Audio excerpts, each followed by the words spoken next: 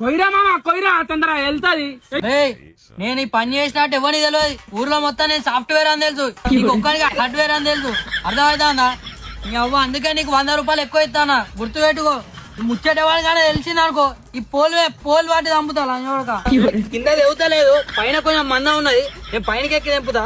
నువ్వు ఫస్ట్ గట్టిగా ఉండు. చూడండి చూసినా ఇగో పోలు స్ట్రాంగ్ ఉన్నా లేదని టెస్ట్ చేస్తాను రైడుండి. పోలు స్ట్రాంగ్ ఉన్నా లేదని టెస్ట్ చేస్తాను రైడుండి.